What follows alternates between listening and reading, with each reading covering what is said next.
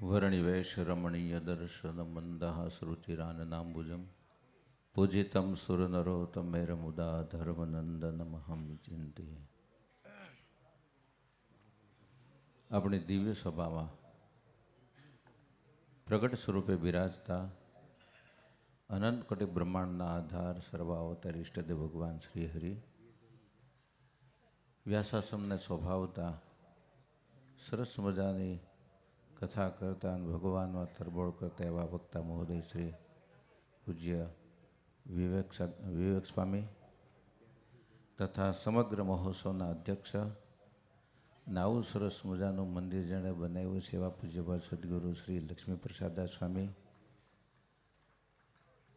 પૂજ્યપાદ સદગુરુ શ્રી પ્રભુચરણ સ્વામી, પૂજ્યપાદ સદગુરુ શ્રી નિત્ય સ્વરૂપ સ્વામી, પૂજ્યપાદ સદગુરુ શ્રી ભક્તિ સમોદાસ સ્વામી, પરમ પૂજ્ય સદગુરુ શ્રી હરિશવદાસ સ્વામી વગેરે પ્રભુના સર્વે પ્યારા પરમહંસો અને શ્રીજી મહારાજના લાડીલા સર્વ ભક્તજનોને જય સ્વામિનારાયણ, જય સ્વામિનારાયણ.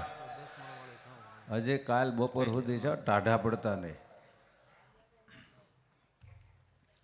આવું સરસ મજાનું આ દિવ્ય મંદિર આ પ્રાંતમાં થયું. એક વિરલ સંત મોટા સ્વામી એનો સંકલ્પ અને લક્ષ્મીપ્રસાદ સ્વામી જેવા સમર્થ સાધુ એની મહેનત અને એનું આ સંત મંડળ અને તમારા જેવા દાતાઓ ધન્ય થઈ ગયો આ પ્રાંત.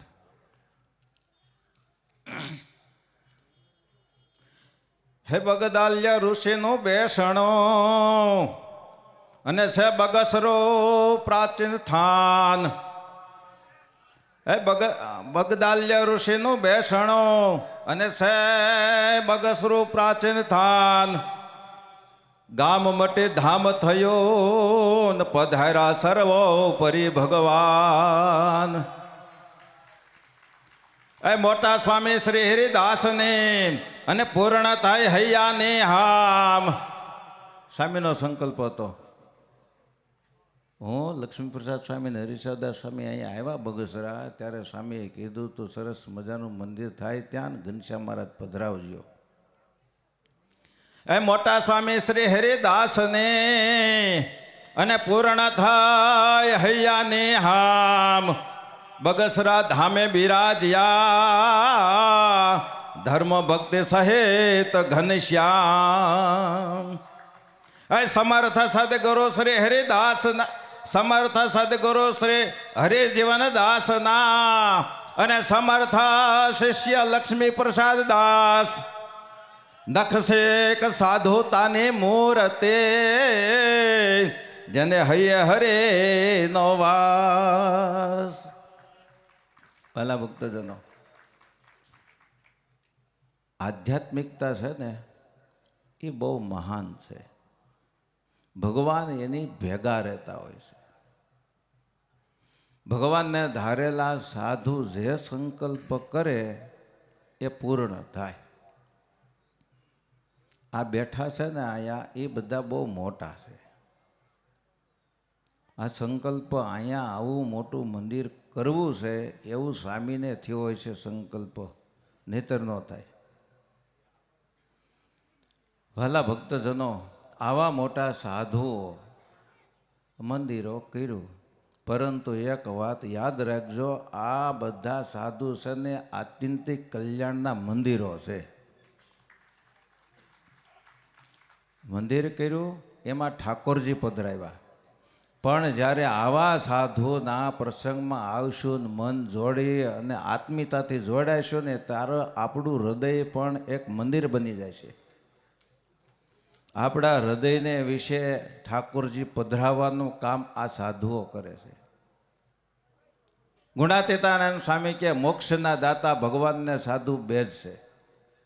આત્યંતિક કલ્યાણની વાત જ્યારે જ્યારે શ્રીજી મહારાજે કરી ત્યારે એ વાતનું ઠેબું ભગવાનના સાધુ સાથે લગાવ્યું હોય. માટે ભગવાન અને ભગવાનના એકાંતિક સાધુને વિશે આત્મબુદ્ધિ કરીને જડાઈ જાઓ. જડાઈ જવું. દેશકાળ ગમે એટલા આંચકા મારે તો પણ ત્યાંથી ઉખડાય નહીં ને એને જડાઈ ગયું કહેવાય. નટ બોલ ફિટ થાય ને તો ઢીલા થાય. વેલ્ડિંગ કરવું, વેલ્ડિંગ ગમે તેમ થાય, પણ ભગવાન અને ભગવાનના સાધુથી જુદા ન પડીએ, મોડા ન પડીએ. એને આત્યંતિક કલ્યાણ એના હાથમાં છે. જ્યાં સુધી આપણો નાતો હૃદયથી જીવથી ભગવાનના એકાંતિક સાધુને વિશે જોડાય નહીં ને ત્યાં સુધી કલ્યાણનું બહુ કાચું છે. મહારાજ કે એક નિષ્ઠા ભગવાનની અને બીજી નિષ્ઠા સંતની. આ બે નિષ્ઠા જેને દ્રઢ હોય એને કાળ ને કર્મ બે મળીને ભૂંડું કરવાની છે તો પણ થાય નહીં. અને એ નિષ્ઠામાં જેને કાચબ છે એને સ્વયં ભગવાન રૂડું કરવાની છે તો પણ એનું રૂડું થતું નથી. એવા મોટા સાધુ તમને અહીંયા બગસરામાં મળ્યા છે, માટે ભૂલ નહીં કરતા, નકર રહી જાઓ. આ દિવ્ય સત્સંગ આત્યંતિક કલ્યાણ માટે રામાનંદ સ્વામીએ પ્રવર્તાવ્યો છે અને ભગવાન સહજાનંદ સ્વામીએ એને વધાર્યો છે. અક્ષરધામમાંથી ઠેઠ આ ધરતી ઉપર ભગવાન પધાર્યા એ આપણા જેવા અનંત આત્માઓના કલ્યાણ કરવા માટે પધાર્યા હતા. અને એ કલ્યાણ કરવા માટે પધાર્યા હતા એટલે પરમહંસોને સાથે લાવ્યા હતા. જ્યાં સુધી જીવ ભગવાનમાં જોડાય નહીં ત્યાં સુધી ભગવાન કેમ ઓળખાય? ભગવાનના સાધુમાં જોડાય ત્યારે ભગવાન એ ઓળખાવે છે. મહારાજ કે બુદ્ધિ છે એ માયિક છે, ઇન્દ્રિયો અંતકણ માયિક છે. એ માયિક બુદ્ધિએ કરી અને ભગવાન અમાયિક છે એનો નિશ્ચય કેમ થાય? ત્યારે પછી મહારાજ એવું કહે છે કે જ્યારે ભગવાનના સાધુનો સંગ થાય છે ત્યારે એ સાધુ અમાયિક છે એને લઈને ઇન્દ્રિયો અંતઃકરણ અમાયિક થાય છે અને ત્યારે ભગવાનનો નિશ્ચય થઈ જાય છે. માટે ભગવાનના આવા પવિત્ર સાધુ એને વિશે જોડાઈને રહીએ, એની મરજીમાં જીવી જઈએ તો કામ થઈ જાય, નહીતર અધૂરું રહેશે. આ લોકની ગમે એવી મોટી સત્તા હોય, આ લોકમાં ગમે એવા મોટા કોળમાં જન્મ હોય, આ લોકની ગમે એટલી આવડત હોય, પરંતુ આત્યંતિક કલ્યાણની બુદ્ધિ તો ભગવાનના સાધુ પાસેથી શીખવી પડે, એવું ગુણાતીતાનંદ સ્વામી કહે છે. માટે એ આ પ્રાંતમાં જે રહેતા હો તે ગામના હોય તો રોજ દર્શન કરવા આવજો. આવું સરસ મજાનું અક્ષરધામ તુલ્ય મંદિર થયું. ઓહો હો, કેવું નકશીવાળું. ખાલી મંદિર જોવે ને કે ઓહો એટલું થઈ જાય ને, અને જીવમાં બેસી જાય ને તોય અંતકાળે જો આ મંદિર યાદ આવી જાય, એને લઈને ભગવાન પુરુષોત્તમની મૂર્તિ યાદ આવે અને જીવ એમાં જોડાઈ જાય ને આત્યંતિક કલ્યાણ થઈ જાય. માટે ગામના દરરોજ દર્શન કરવા આવવું. થોડાક દૂર રહેતા હોય બહાર ગામમાં આજુબાજુમાં એ અઠવાડિયે આવજો. 15 દિવસ એકાદશી, નોમ, પૂનમ આ તિથિઓ આવે છે. આવવું, દર્શનનું ફળ અવશ્ય મળે, ભગવાનના સાધુનો સમાગમ થાય. અરે જેતપુર છે ને આજુબાજુના ગામના પરગણાના બધા જે છે ને આવે હટાણું કરવા અને મંદિરે આવે. એમ આ બગસરા છે ને હટાણાનું ગામ છે.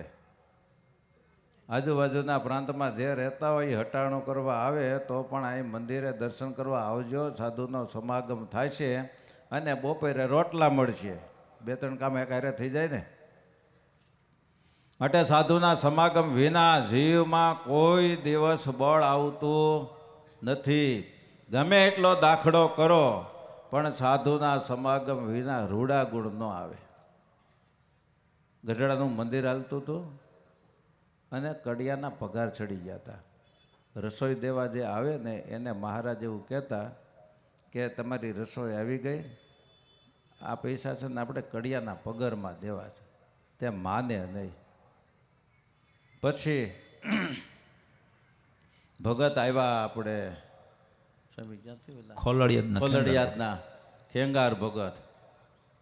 એણે પછી કીધું અને એણે સેવા કરી પછી મહારાજ કે કોનો સમાગમ કરે છે એ કે મુક્તાનંદ સ્વામીનો.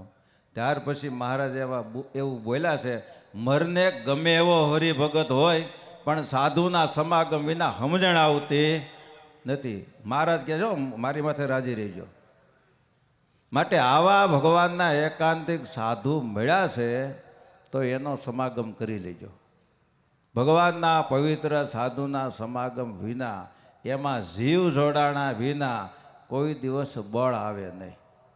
ઇલેક્ટ્રિક ફિટિંગ થયું હોય પરંતુ શેડા ન જોડાણા હોય ને, સ્વિચ પાડો પણ લાઇટ ન થાય, શેડા જોડવા પડે તો થાય.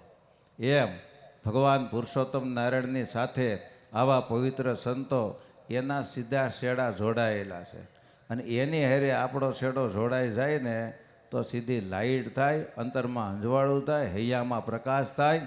અને એમનેમ રહીને જો ભજન થઈ જાય તો હૈયામાં મહારાજ દેખાય. આવા ભગવાનના સાધુની સાથે હેતથી જોડાય તો આત્મદર્શન પણ ત્યાંથી થાય, ભગવાનનો મહિમા પણ ત્યાંથી સમજાય, ભગવાનના સાધુનો મહિમા પણ ત્યાંથી સમજાય, અને જીવનું આત્યંતિક કલ્યાણ પણ ત્યાંથી થાય. બીજા ફાફા મારવાની જરૂરિયાત કાંઈ રહી નહીં. ભગવાન મેળા, ભગવાનના સાધુ મેળા, આવ્યો દિવ્ય સત્સંગ મેળો ને આવા હરિભગત મેળા, હવે ખૂટે હું? માટે એ પૂર્ણ પોતાને માનવું. અને આવો સરસ મજાનો આ સમયો થયો છે. જેણે જેણે સેવા કરી હોય આ મંદિરમાં, આ સમયામાં કે બીજી કોઈ પણ રીતે નાની મોટી જે સેવા કરી હોય, ભગવાન એને પોતાની એકાંતિક ભક્તિનું સુખ આપે, આ લોકમાં બહુ સુખિયા કરે, એટલું કહીને વિરમું છું. સહજાનંદ સ્વામી મહારાજની જય.